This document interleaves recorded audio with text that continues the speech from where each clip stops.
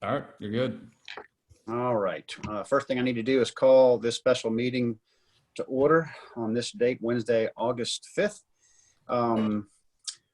The one item of business that we have today is to invoke the emergency procurement procedures set forth in the town's municipal code and authorizing the town administrator to take the appropriate action in response to Hurricane Isaias. I was laughing at Ed Pietrowski. He posted a video earlier today. I can't pronounce it either. It's not easy. But let's talk about one of the most visible remnants of this storm was all of the debris, particularly the marsh grass that's been deposited all along the creek side of Pawleys Island. Also, there's a fair amount of debris on the ocean side in terms of sand fencing and whatnot. At Seaview and other places, we've piled up a lot of the marsh grass right near the mailbox on the roadside, and I wasn't entirely sure whether or not South Carolina DOT was going to pick up those piles of debris. And as Ryan and I discussed this morning, if it's not on the roadway, SCDOT is not going to pick it up. And some of these piles are pretty massive. So what is the town's responsibility going to be? It seems to me it's a pretty heavy load for individual property owners to arrange to have that taken away. It's a pretty substantial task. So what we need to do today is decide, and I think we should decide whether we're going to take proactive measures to get that debris picked up both on the creek side, on the ocean side. And Ryan can speak to this a little more. Obviously, there has not been a emergency declaration filed or passed yet. It remains to be seen what the expense is going to be for Georgetown County as a whole to decide whether that will be reimbursed essentially for that expense or not, because it could get expensive to do this. But I think to the service of our citizens, we're something we're going to need to do. So I'll let you guys, Ryan or anybody else, weigh in on that before we take a vote on it. Based on past experience, who would we contract to, and how expensive do we think it would be? So what we've done in the past is typically we have, it's an emergency situation, so we don't have to competitively bid it. We rely on contractors that we have a relationship with. So in this case, I've already talked to one. One is, Bobby Strickland, who he has folks that he works with who have access to truck, a large dump truck, and then, a Bobcat, things that would be necessary to pick it up, throw it into the truck. And 2 years ago, we used him and we use this setup to clear all the debris off of the beach, and then other large debris piles that were up and down the road left by property owners. And that was all done on he submitted, hourly rates, what the hourly rate would be for a truck, what it would be for the Bobcat, and then the laborers. And then we gave him the green light to do it. And then when he was done, gave us the bill, gave it to FEMA, or we paid it. And then when it became a disaster event, FEMA came into the fold and provided them with all the information they needed, and they ended up paying 75%. That is not likely to be the case this time around. I don't think we're going to meet the threshold as a county or the state for this to be a declared disaster event. So, whatever we do, I would do so knowing that it is highly unlikely that, we're going to get any federal help on this. Would be pretty much on the hook. Ryan, I know we discussed briefly this morning the amount of sand, and this is the bigger conversation, obviously, but the amount of sand that we lost on the beach and the financial tally associated with that. Would that possibly help put the loss over the threshold that would allow a disaster area or declaration to be made? What do you think about that? Yeah, so there's two things that have to be met. There's the county, which it's very low. It only has to be $231,000 to meet the county threshold, but you also have to meet the state threshold. The state threshold is $7 million, which I don't think we're going to hit. And I've talked to Brendan Ellis, the emergency manager for Georgetown County, and he said he doesn't think we're not going to get it. We're not going to meet it this time. So CSC is out. They started yesterday doing the survey for our beach to find out how much sand we lost. I don't know how much it is. It's probably going to be enough that it alone would probably meet that $231,000 threshold for the county, but I still don't think it's going to do enough to get us to that $7 million point with the state.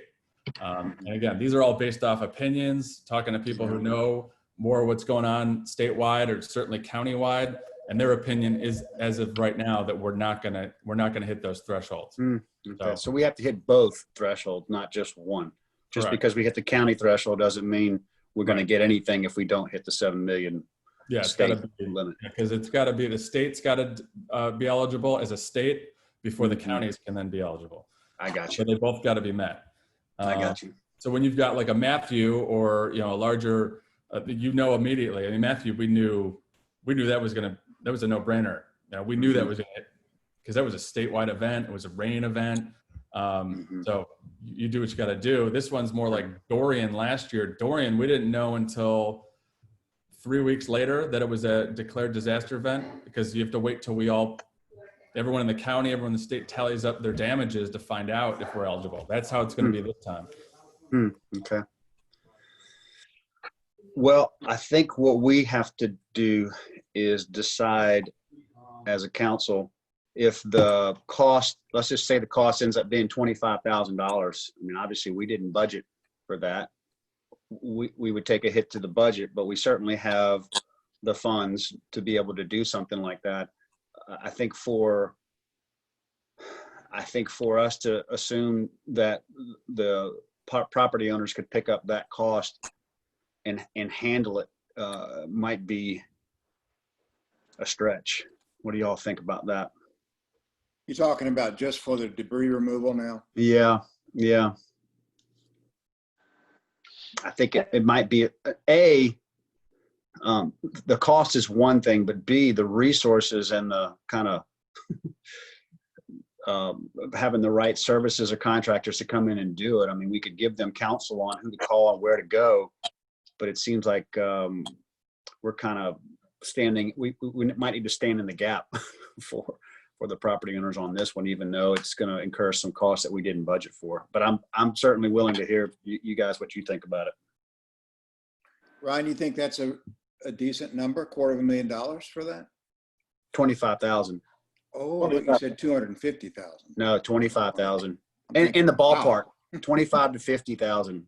That ballpark. Yeah. Let's just assume it costs that. How do we feel about? I think that's probably high, to tell you the truth. I can't imagine. I mean, 25,000 would be really high, and I gotta believe we could get some kind of break, either the landfill or somewhere with the county. I don't know that we'd have to pay to dump it there. It seems like the dumping would be free. So really, you're just paying for somebody with a little mini X to load it into the back of a truck and haul it to the Haul it away. recycling center. Yeah. Well, I think the other issue also is some of these owners haven't even cleaned the debris down to the street. Right. And are they going to wait for us to, rake down their debris? And then I think you're going to have other property owners who said, well, it breached under my house. So if you're hauling away trash from somebody else's, are you all going to come back and put the sand back in front of mine? I just, where do we start? Where do we stop? I agree. Well, we got a couple of things we're talking about here, and I think that's a good point. I was going to raise that next, because if we do communicate that we're going to haul away the debris, particularly the reeds and the marsh grass, I don't think we are going to be on the hook for raking it or bringing it and piling it up on the street. That's going to have to be on the property owner to do that. Don't you guys agree with that? I agree with that. So that's number one. Number two is we can certainly engage, and we can reach out to Ray Funny and others in the county and ask them for their assistance in this, and whether that's something they absorb as a cost or whether that's something we have to assume, or we get independent contractors to do it. Rocky and Gary, to your thought on $25,000 to $50,000, this is kind of going on past experience what it's cost, because it's a considerable amount of debris to haul away. I'm not saying it's going to cost that much, but we have to be prepared for $25,000 in that magnitude as an expense. So, I think Ryan, you got any further thoughts on that? Well, I would think just a thought here. I mean, if it stays in that realm, I think we should authorize it and proceed. I would agree. Get rid of that stuff. Agree. Anybody else feel differently? I'm just concerned, like I said, that if we do that for those property owners, and I don't disagree, because last time there was a ton of debris on the beach, stairs, timbers with nails coming out of them. I mean, it just simply was not safe. Mhm. And I don't think that's the situation that we're dealing with now. And I'm hesitant to allocate that kind of money. And then what are we dealing with on the houses that had the breaches? Are we going to clean up the sand from those? Are we going to, I think it's, both of these items need to be talked about at the same time, rather than, okay, well, we'll do the marsh grass, but we're not going to clean up the sand from underneath somebody's house, even if they push it to the edge, is what I'm concerned about. I have a thought on that, but I'm waiting to see if anybody else wants to weigh in. I think they're two different issues to me. When I first rode on the island this morning, I'm thinking, I'm sure these people everybody's going to want us to pick up the trash. And then when I saw the scope of the trash, they need somebody to pick up the trash. It's a lot. It's not something that you or I or anybody here would have the ability to haul off. It's a lot of, in some of the houses, it's more than their share, believe me, just because where they're located. So I think we need to step in and help them on that. I don't really have a strong feeling, about whether if there's a breach on the new dune on the south end, are we supposed to go fill it in? I don't. It's a separate know. matter. That seems like it's a separate issue, and it's certainly getting sand from under somebody's house. We're not going to get debris from under somebody's house. I don't think we'll get sand from somebody's house either. It seemed like last year when we did have sand, I saw a lot of little bobcats that people went out and hired and were pushing sand back out, out from under the house onto the beach. I think whatever we do, we just make it clear that we'll pick up debris that's at the edge of the road on the creek side, and then we'll pick up debris on the ocean side, sand fences, pieces of docks, and things like that. But as far as we start talking about sand, moving sand and all of that, I think it's like Ryan was saying, it's an OCRM issue at this point too. Has OCRM given us any indication of what they're looking at or anticipating here? Yes. So with almost every storm we've had, there've been blanket kind of emergency orders for the municipalities and the property owners to go take whatever steps were needed to protect their property and fix the dunes afterwards. They didn't do that this time. They let us know that before the storm, and then we touched base with them yesterday, and they are still committed to not issuing blanket orders, and they're going to handle all of them on a case-by-case basis, which is, we've got about 10, maybe 12 homes where there's a breach in the dune right beneath their walkway. So I've provided them with that list. They're going to be out today. They're going to be inspecting them all.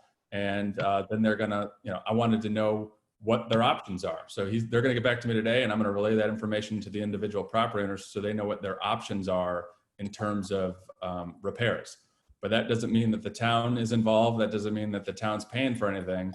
Not saying that the town couldn't do something or pay for it, but at some point, you guys have to make a decision as to, at what point does the town's responsibility to breach every gap or put sand at every single time water makes its way, past the dune, and at what point is the property owner got to take that on? So, we've scraped 3 years out of the last 5. We just completed a $15 million beach renourishment.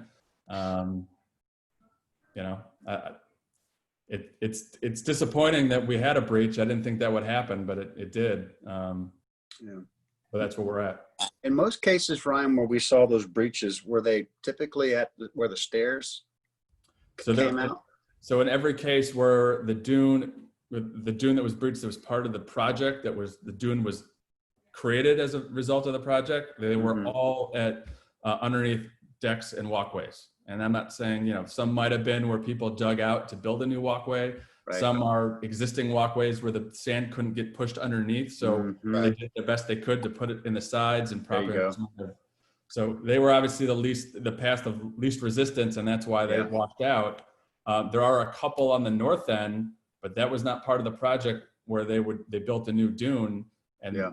to be honest, of those handful on the north end, there's one or two where there was no dune existing prior to the storm. So it's not like the storm created that. It might have made it wider, certainly enhanced the problem, but it was not the cause of the problem.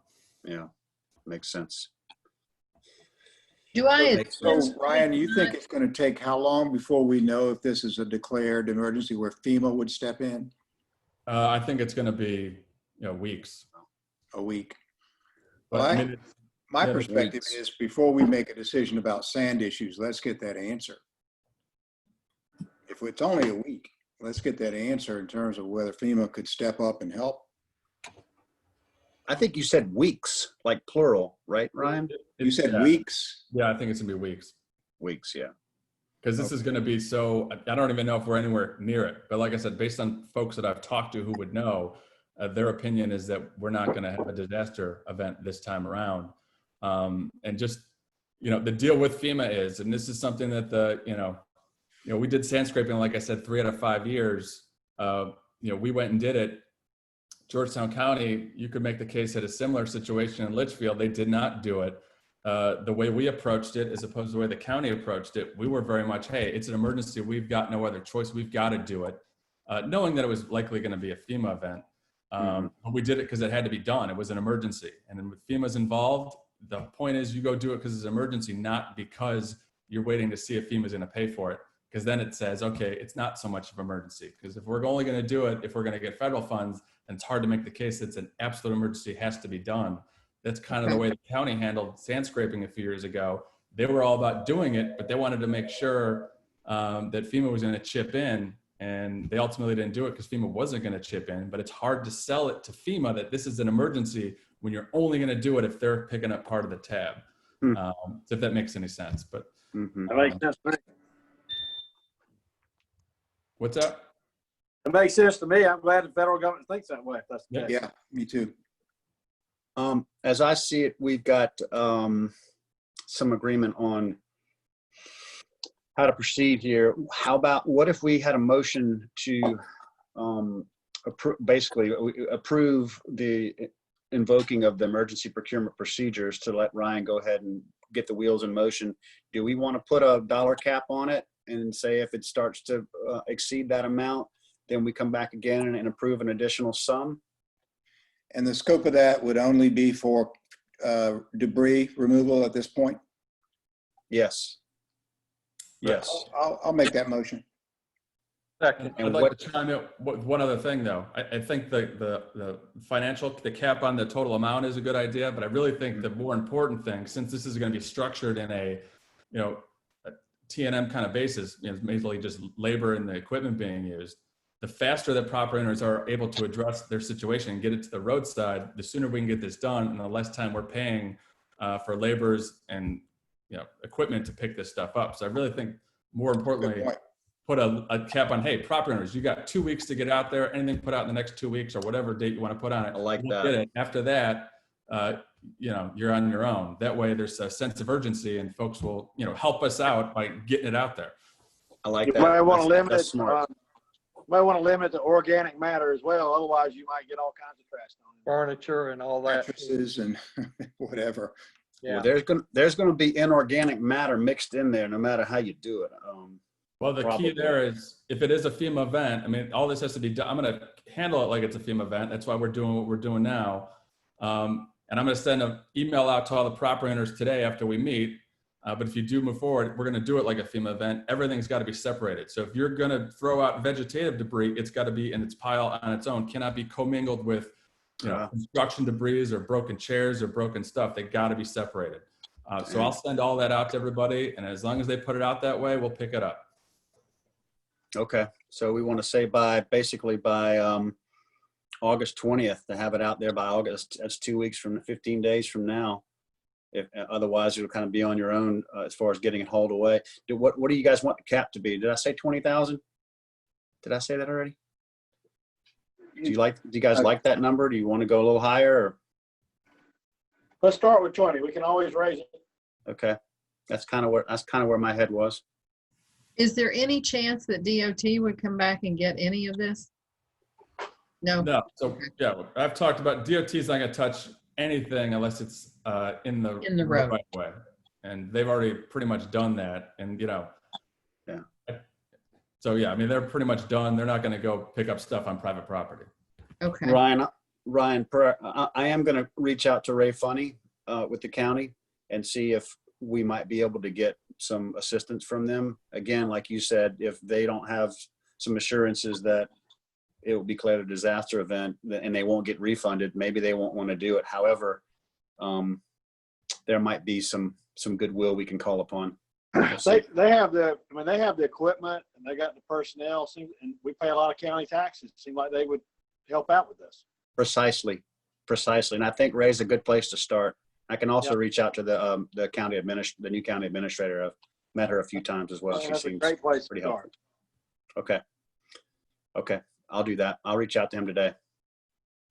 And just What else? Just to point out, I mean, the county does allow us to deposit all of the stuff we pick up at the landfill, so they're supportive in that way. And I'll probably request a couple of containers that they'll supply for us to help us with smaller. So they do help, but as far as them coming out and actually using equipment and manpower to pick it up for us, can't hurt to ask. But Ryan, I have an idea. How about I reach out to Ray and schedule a time for the three of us to talk, me, you, and Ray? How about that? Sure.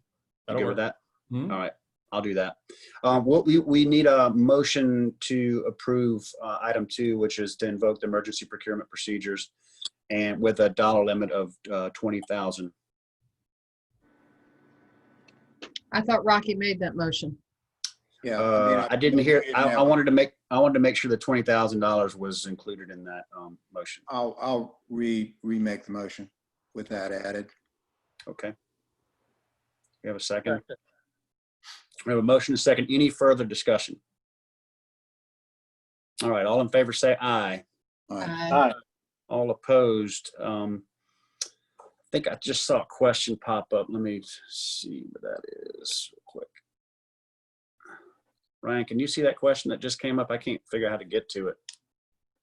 Yeah, I see there's 2 of them actually. One is were the dune breaches in locations where people dug out their stairs? Yeah, we answered that one. We did. And then number 2 was, is there going to be any assistance for sand fence replacement? Is that anticipated? And but we've already spent, the town spent $23,000 in that sand fence cost share.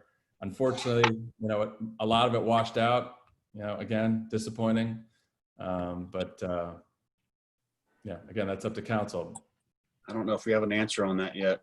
We can discuss that some more on Monday, in between now and Monday, if you guys want to. That's a good question. It's one we haven't really taken up yet. Not a good answer, but that's where it is. All right. Well, if there's nothing else, we can certainly adjourn, but we'll need a motion to do that. I make the motion to adjourn. Second. All in favor, say aye. Aye. Thanks, y'all. Thanks very much. We'll be in touch and talk soon. We'll keep you posted about our discussion with Ray and the county as well. Okay. All right. Bye now. Thanks. Bye, guys. That's good. Thank you.